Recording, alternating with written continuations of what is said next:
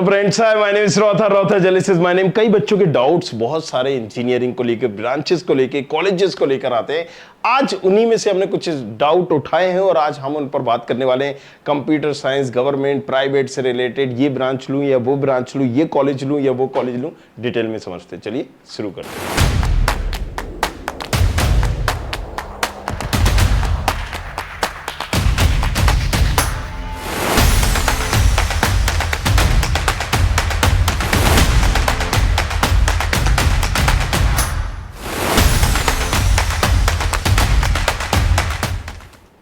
सो यहां पर पहला अगर हम सवाल देखेंगे, sir what is good according to you, should I choose CS in private colleges और इलेक्ट्रिकल इन गवर्नमेंट कॉलेज।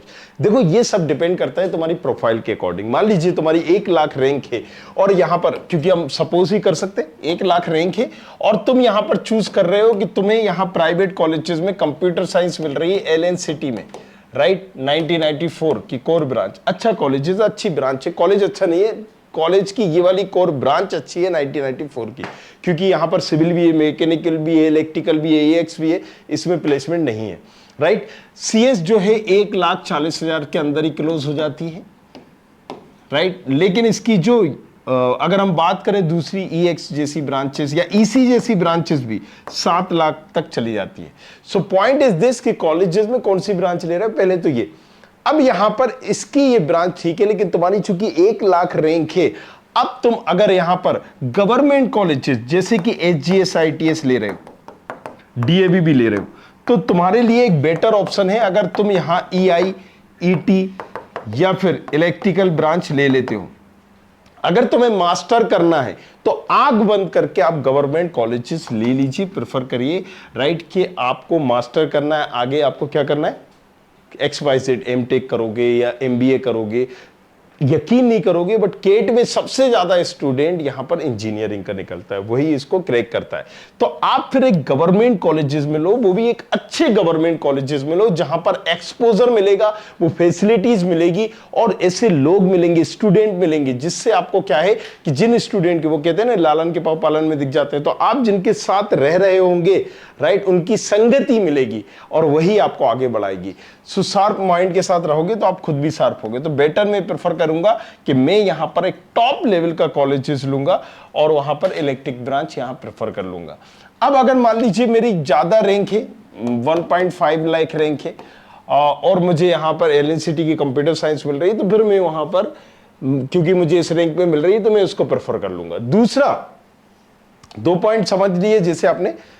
तीसरा बोले कि अगर आप चाहते हो कि नहीं मुझे कोडिंग ही सीखना है, कल्चर मतलब इसी चीज का चल रहा है, एरा इसी चीज का चल रहा है, सीएस में ही आगे स्कोप करना है, सीएस में ही मास्टर करना है, तो फिर कंप्यूटर साइंस ही लेना है। लेकिन अगर आप ये सोच रहे हो कि कई मैकेनिकल वाले भी, कई इलेक्ट्रिकल वाले बच्चे भी कंप्यूटर साइंस में जा रहे हैं, कोडिंग सीख कर कंपनीज ले रही हैं, क्योंकि उन्हें टैलेंट चाहिए, हुनर अगर आपके अंदर है तो कंपनी ढूंढ के भी आपको लेगी। बट एक चीज ध्यान रखना कि अगर मास्टर करना है कंप्यूटर साइंस में, तो फिर आप उसको प्रेफर करिए। चलिए नेक्स्ट हम चलते हैं। सर यूआईटी में ईसी कैसी है? देखो भाई, बेटर है। अगर तुम्हारी रैंक 1,30,000 प्लस है तो फिर आप इसमें आरजीपीवी में यूआईटी ले लें। 1,20, 1,30 प्लस में आप आरजीपीवी की ईसी देख सकते हैं। अच्छी एक ब्रांच है, क्योंकि वहां पर देखिए ईसी क्या है, सदाबहार ब्रांच है, टेलीकम्युनिकेशन, डिजिटलाइज चीजें होंगी, तो ऐसा कोई भी चीज नहीं कि ये इस ब्रांच का स्कोप चला जाएगा। और नो डाउट सीएस का तो चल ही रहा है। टीएफडब्ल्यू सर्टिफिकेट में कौन सा सर्टिफिकेट अपलोड करना पड़ता है? आय प्रमाण पत्र। आय प्रमाण पत्र, देखिए टीएफडब्ल्यू का क्या होता है कि अगर आपकी इनकम 8 लाख से कम है, 8 लाख से कम है, सीधी सी बात है, अगर 8 लाख से कम है तो आप एप्लीकेबल हो या एलिजिबल हो किसके लिए? टीएफडब्ल्यू के लिए। तो सीधा सा रूल है, 8 लाख से कम होना एनुअल इनकम, किसका? एनुअल इनकम का। अब नो मैटर आपने कैसे भी बनवाया हो, किसी तरह से भी हो, अगर कम है तो भैया कर दो। तो क्या करोगे? अपलोड, यहां पर एनुअल इनकम करोगे। सर 31,000 सीआरएल रैंक है, ओबीसी में 8 रैंक है, एचजीएसआईटीएस में सीएस मिलेगी। यस, आप एचजीएसआईटीएस में पहले टीएफडब्ल्यू में आते हो तो टीएफडब्ल्यू भरना, फिर एचजीएसआईटीएस भर देना, और यहां पर आप एचजीएसआईटीएस के साथ आईटी का भी एक ऑप्शन लेके चलना, आपको सीएस मिल जाएगी, राइट। आप अपग्रेड का ऑप्शन भी उसको चूज करिएगा।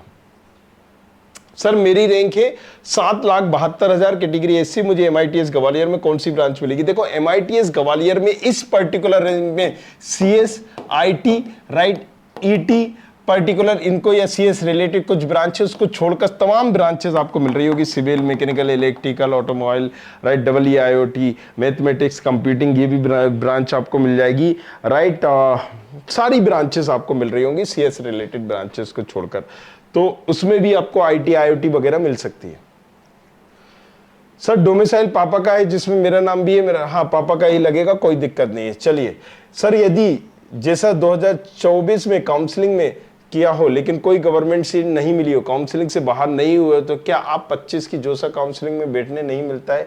प्लीज बताइए। यदि सर 24 में काउंसलिंग में रजिस्टर किया हो लेकिन कोई गवर्नमेंट सीट नहीं, उससे कोई मतलब नहीं है सर जी, आप भर सकते हैं, राइट, आप भर सकते हैं, कोई मतलब नहीं, आपने पुराना दिया है। तो यहां पर बच्चों के DT काउंसलिंग से रिलेटेड, जोसा काउंसलिंग से रिलेटेड डाउट थे, वो मैंने यहां पर कवर किया, आपको बताया भी कि भाई दोनों में से आप कैसे कर सकते हैं। बाकी अगर आपको पता करना हो तो मैंने वो भी दिया है, ये तमाम प्रेडिक्टर और चॉइस फिलिंग टूल है, नीचे लिंक दिया होगा या स्टूडेंट खबरी पर जाइए, इस तरीके की वेबसाइट खुलेगी, यहां से टूल और प्रेडिक्टर का यूज करके देखो, भर के देखो कौन कौन से कॉलेज मिल रहे हैं, नहीं मिल रहे हैं, और फिर आप बताइए कि ये मुझे पर्टिकुलर आपके टूल पर मिल रहा है, क्या मुझे इस ब्रांच में लेना चाहिए, नहीं लेना चाहिए, कौन सी बेटर मिल सकती है। और अगर कुछ और दूसरे ऑप्शन देख रहे हो बाहर के प्राइवेट, तो आप प्रोफाइल एनालिसिस फॉर्म भरिए, हम आपकी मदद करेंगे। Thank you very much, thanks a lot. I hope you like this video. For more such videos, keep watching our channel. And do not forget to like, share and subscribe.